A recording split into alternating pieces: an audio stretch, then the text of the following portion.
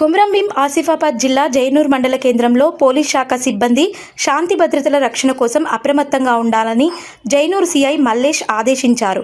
Jainoor police station కార్యాలయ ఆవరణలో సిబ్బందితో సమీక్షించారు.